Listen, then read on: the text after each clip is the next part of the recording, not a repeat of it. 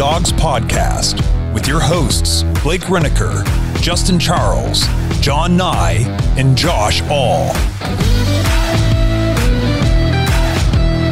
What's going on, everybody? Welcome back to another episode of the Dawgs podcast. My name is Derek Frisbee from DF Sports, and today we're going to be talking about a couple of different things. We're going to look at the Washington game. We're going to look at some just takeaways from the first two games, as well as looking forward to the season and kind of picking up the nuggets that we've seen so far in the preseason and what to expect during the regular season. But before we do, please be sure to check out the Dawgs podcast on Facebook, Instagram, TikTok, and Twitter, or X, whichever one it is for you. Please be sure to like this video, drop a comment in the comment section, let me know what you think, as well as subscribe to the channel. Turn on your notifications so you'll never miss an update, or upload, rather. And if that's not enough for you, you want to get your voice heard on the show. We can actually play your thoughts on the show. That is a thing we can do. TheDawgsPodcast.com is going to be your way to do that. We will let you know what we think about what you think and become a member. That's going to be your way on YouTube to show that you support the channel. You'll have some fancy stickers in the chat. That is just 99 cents a month. And if you are a real fan and you're a big fan of us here at the Dawgs Podcast, join thedawgs.com, join the Patreon. You're going to get extra after-hour episodes, as well as you need to jump on it quick. Fantasy football is coming up. It might be over. Deadline might be over. I don't know for sure. Should have checked before. But nevertheless, even if you do miss out on fantasy football, if you want to talk to people during Browns games, join that Patreon and get in the Discord, because the Discord is popping off every second of every day. Anytime you want to talk Cleveland Browns football, that is there for you to do. So, with that being said, let's get into this. This is going to be a fun video, because I was there Friday night in the pouring rain against the Washington Commanders. I had to think what they are now. That was a very fun experience for me. I love Cleveland to death. I very rarely get to go up to Cleveland that much. But football season's here, and it felt so good to just be in that stadium, even though it was downpouring the whole game. And even though I'm not going to remember, bits and pieces of that game for, obvious reasons that won't be stated, it was still a great experience. It was awesome. Loved it. With that being said, there was a ton of great things that we saw from the Cleveland Browns against the Commanders. And I want to start off recapping a little bit. I don't want to spend too long on that. This is kind of be all over the board as far as topics go. But the first team offense and defense. Let's start off with the most important one. Deshaun Watson came in, and if you'll remember last year in his first ever preseason debut for the Browns, it was a disaster. It was atrocious. It looked terrible. He went to Anthony Schwartz, what was it, like 2 or 3 times in a row, got absolutely nothing out of it. This time it was completely different. Deshaun Watson, 3 of 3, 12 yards, nothing big. 3 rushes for 20 yards. And those stats are not eye-popping. Those are not going to make you feel great about the season or anything like that. But Deshaun Watson, for the first time, and I don't know if it's just because I was there in person to see it, or I don't know if it looked different on TV. You guys will have to tell me in the comment section. Deshaun Watson looked like and felt like the guy, the quarterback, the leader of this football team and this franchise. And it was great. It was so great to see. He had command. He had confidence.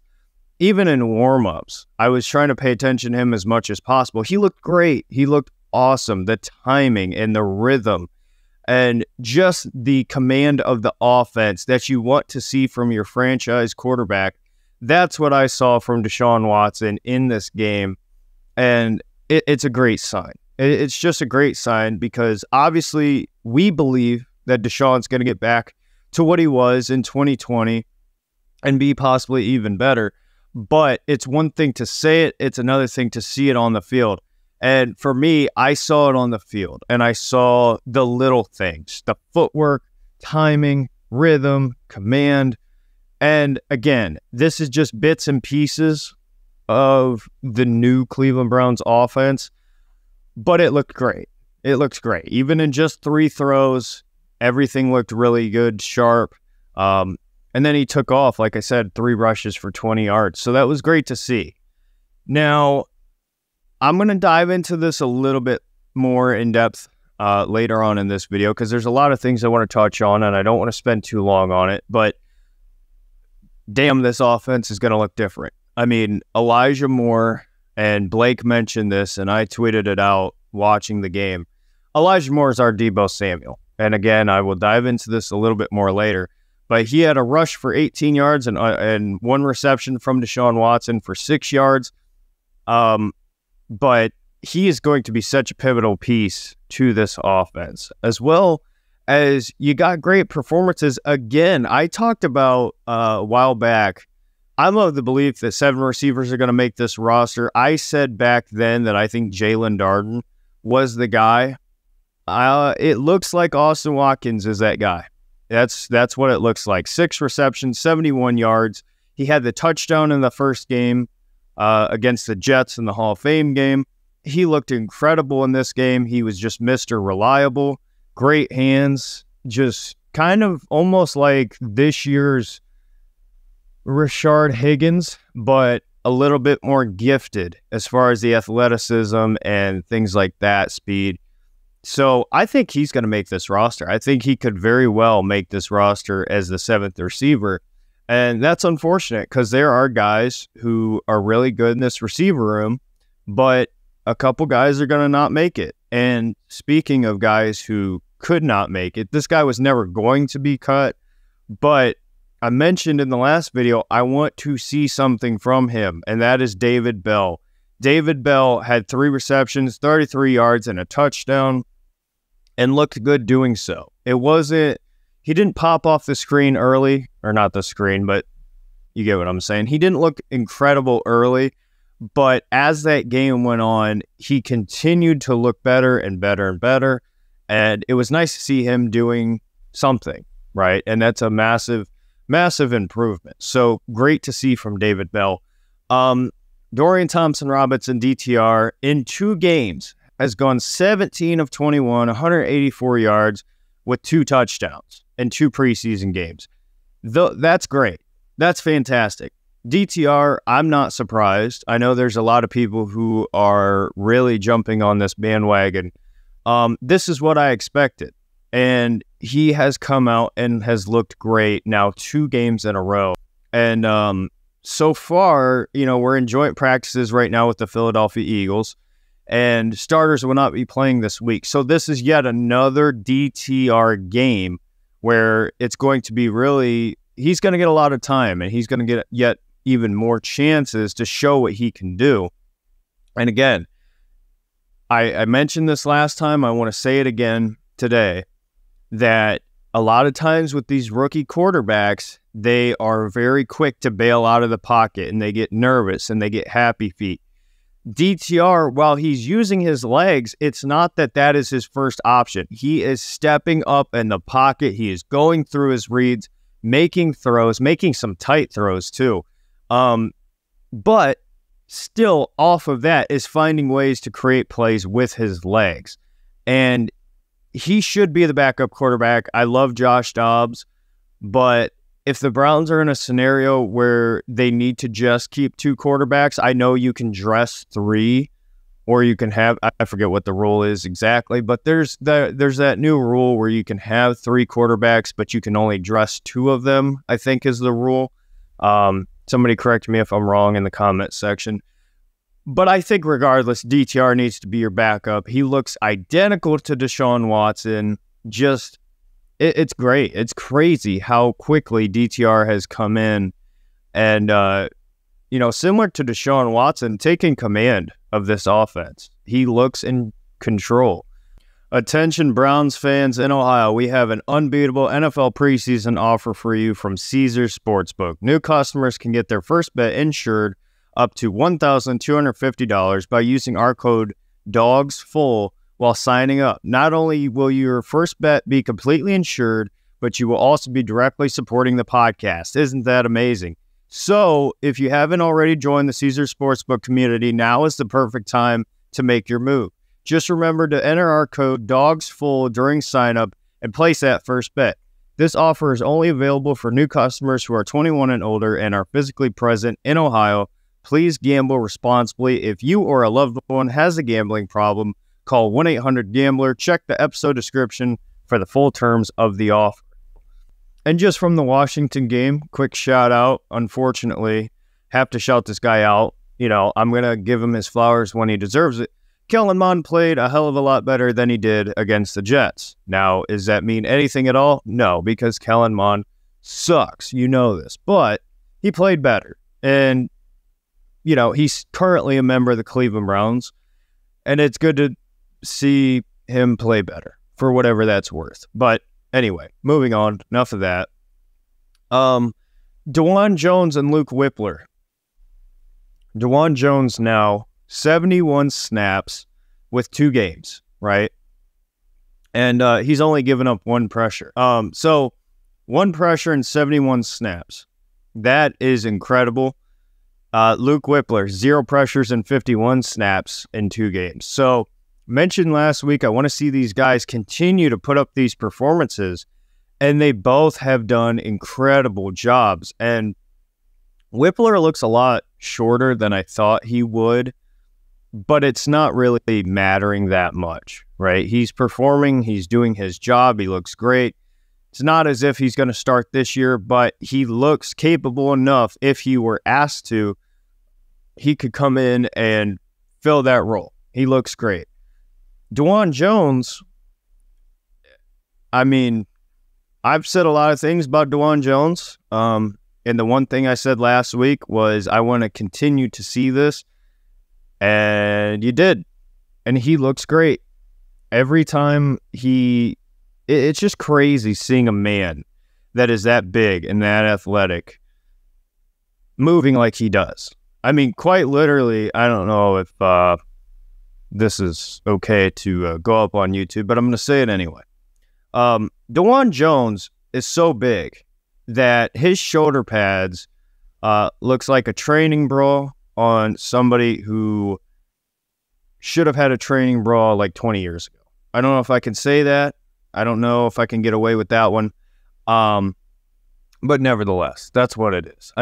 He might as well have a tent for shoulder pads because they don't even fit him. And I don't think the Browns have a pair of shoulder pads that can fit him. He is that big. Same thing with his helmet, too. His helmet is just massive. It's like, I don't even know. I shout out to the Browns equipment staff just for handling Dawand Jones. They deserve a shout out for that. But aside from that, the offense as a whole looked really, really good for the most part. Like I said, good to see continued performances from these guys. And the starting offense looked good, even though it didn't amount to a touchdown. Starting offense looked really, really good. That's what you want to see, even though it's a drive or two. Better start off good than bad, right? Even though it's just a preseason game. So with that being said, let's shift gears and talk about this defense, because let me tell you something. Watching that first team defense, I was speechless. The Browns finally have a nasty, dirty, reckless, just dogs on defense. And I'm sick and tired of watching over the years the Baltimore Ravens have crazy, aggressive, great defenses. The Pittsburgh Steelers having these crazy, aggressive, great defenses, even with not great talent. And it just comes down to the coaching. Let me tell you something. The Browns defensively, no matter who's in the game, are massively improved just off of Jim Schwartz. I know that's an obvious statement, but just the schematic changes, I think people are going to be surprised how much bigger of a deal that side of things is than necessarily who you added to this defense. Because I'm watching third and fourth string guys in there late in the third and fourth quarters playing well because they know their jobs. They're in a great scheme. And you combine that with the guys that Jim Schwartz now has to play with on that defense. Oh my goodness. Za'Darius Smith, the speed at which he got off the ball, unreal. Unreal. And I can't even imagine. I'm going to week 1. I am so excited. I cannot wait because this defense is going to, I don't know who's going to be able to contend because up in the front, just looking at the guys who played of the starters, Okoronkwo was really, really good. He looks small, but he plays big. He's very fast. He's very shifty. And that as your third guy is going to be a really big weapon. And we knew this, but he has come in and has lived up to expectations, at least in my opinion. That was great to see Friday night. Dalvin Tomlinson is just a mammoth of a man who you're not getting past him. And you saw that Friday. He looked fantastic. And then, like I said, za'darius Smith is a different animal. He is different. I don't understand how Andrew Berry pulls off getting these guys so cheap, like your Mari Coopers, your za'darius Smiths. But, man, I feel bad for all the quarterbacks and all the offensive lines we're going to face this year. I really do, because if this defensive line stays healthy, oh my goodness, it's disgusting. It's nasty, and I'm so excited because I'm sick and tired, like I said, of watching the Steelers, watching the Ravens, the Bengals every once in a while have these really good defenses, and the Browns just play soft. Those days are dead. Those days are over. Thank God. Jim Schwartz is one of the best things to happen to this team. I'll just say that right off the bat. This episode is brought to you by Omaha Steaks.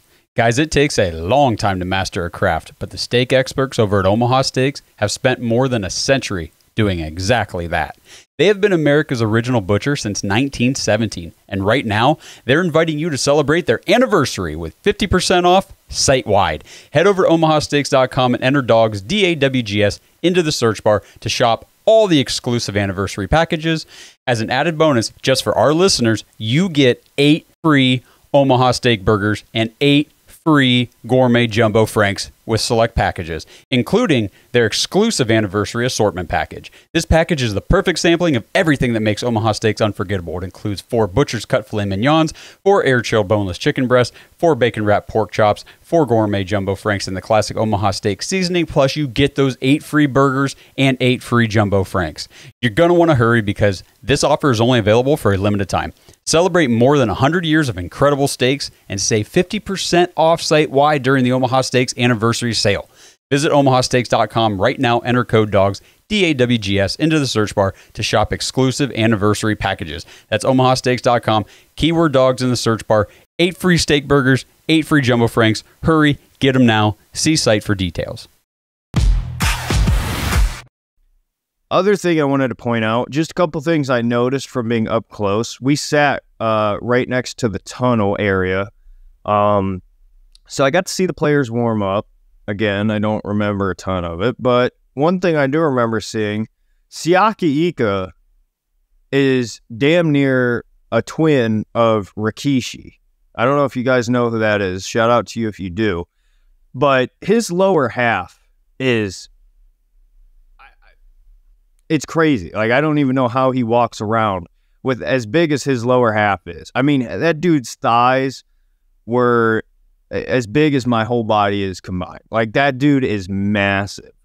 And just seeing him and Dalvin Tomlinson at the same time on the field warming up together next to each other, I mean, it's the same player. As far as the size and physical traits, same exact player. Now, with that being said, well, actually, one more thing real quick I want to point out. JOK has bulked up a lot. That dude has put on some size. He looks like a linebacker now. He doesn't look like that safety hybrid. He looked really, really good, and he still has the speed. Even though he's put on the size, he still looks fast. So I'm excited about that. Even though Jacob Phillips is out for the year, we'll see what happens in that linebacker room. But aside from that, Ronnie Hickman. Ronnie Hickman had 2 picks on the day. I think I did a video on my channel talking about some things I wanted to see in the preseason, and one of them was Ronnie Hickman. And so far, he has really lived up to my expectations, which is weird because at Ohio State, Hickman was not your ball hawk kind of guy. He was the silver bullet, strong safety linebacker hybrid who was a thumper more than anything. So far, what we saw Friday night, he looked like he's a hybrid guy as far as a free safety, strong safety. I don't know if he lost some weight. I can't tell you for sure. He looks like it, but he moves faster than I remembered seeing him here at Ohio State. And he looks really good. He's going to give D'Anthony Bell a hell of a run for his money if the Browns do just go with 4 safeties. So shout out to Ronnie for that. Jacob Phillips, like I said, out for the year. I think that's it for what I wanted to say on the game. So moving on from that, 2 things I want to talk about before we get out of here. Elijah Moore and the signing of Shelby Harris. Let's start off with Shelby Harris because what I saw from that defensive line Friday, again, this is just nuggets and bits and pieces. Again, this defense is going to be nasty. And now that your defensive line is Myles Garrett, Dawand Tomlinson, Shelby Harris, with Za'Darius Smith, those are going to be your starting 4. I think legitimately that is a top 3 defensive line in the NFL. And it might take a running for number 1. It's going to be tough because, the 49ers adding what they've added and Nick Bosa, Armstead, that's going to be nasty, adding Hargrave to that defensive line. So I can't say definitively that the Browns are going to have the best defensive line, but we will have one of the best defensive lines because Shelby Harris, we talked about this with Ioannidis. We talked about this with some of these other guys who are options. Shelby Harris was talked about on this channel. So shout out to, I forget who talked about Shelby Harris, but Shelby Harris is going to be great. He's solidified that number 2 spot, which is great because the depth was a bit of a concern other than if Tomlinson, isn't able to be there, right? If Dawand Tomlinson wasn't able to be there, then it's like, okay, Ika probably slides in as a starter with who? Hurst. And Hurst looked really good, but again, you don't want to overreact to the preseason. So the Browns bringing in a legitimate starter and Shelby Harris is going to open up so much more for the defensive line starting, but also at the depth spot. Because now if Tomlinson needs to come out, Ika can slide right in because they play so similar. And same thing, vice versa. If somebody else needs to rotate out, if Shelby Harris needs to rotate out, you can slide in a Maurice Hurst or somebody like that and not really miss or skip a beat at all. So I am thrilled with that signing. That is going to be a big, big, big addition. Even though I said the defensive tackle 2 spot doesn't matter as much anymore, it's now solidified. And at the end of the day, that's great. That's fantastic for the Browns heading into the season because injuries happen. And adding a guy who's a veteran, who is kind of slept on, like Shelby Harris, to a defensive line that's already great, that's going to be a really big move. So moving on from that, last topic of the day here before we get out of here, Elijah Moore. I want to talk about Elijah Moore because, again, like I said earlier, Blake said it, I've said it, he is our Deebo Samuel. And I want to explain what I mean by that. The 49ers with Deebo Samuel use him everywhere. Line him up in the backfield as kind of an H-back. They motion him. They use him as a receiver. He is a weapon.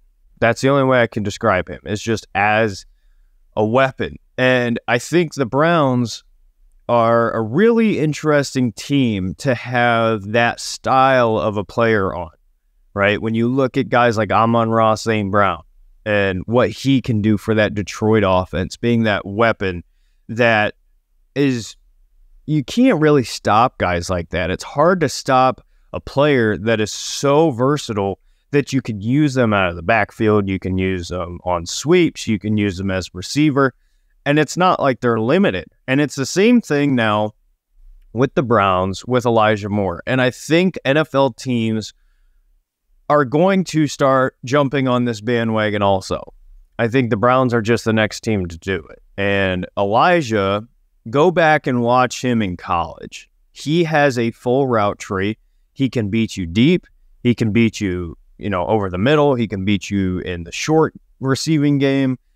But also at Ole Miss, they used him on the jet sweeps. They used him on kind of the wide receiver screen stuff. And that's exactly what I saw Friday night. And again, this is just bits and pieces of what this offense will look like. And health is a big thing too with Elijah Moore. He's dinged up right now with ribs. But the Browns used him out wide. They used him in the slot. They used him in the backfield. They motioned him out of the backfield. They motioned him in the backfield. It was just all over the place. And having a chess piece like Elijah Moore is going to be so incredibly valuable when you already have a guy like Amari Cooper, who is your solidified number one. When you have a guy like that, and then you add another piece to move around, that is going to open things up a lot. And it's not saying the other guys in that room aren't great, because they are. And that's what makes this so special. And that's what gets me so excited, is because now DPJ, Tillman, I almost said Rondale Moore, David Bell, those kind of guys, they can be used in different ways because you can use Elijah Moore all over the place. And if the offense looks anything like what we saw Friday night, again, just bits and pieces, this is going to be a fantastic football team. This is going to be a great football team. This is going to be a really fun year.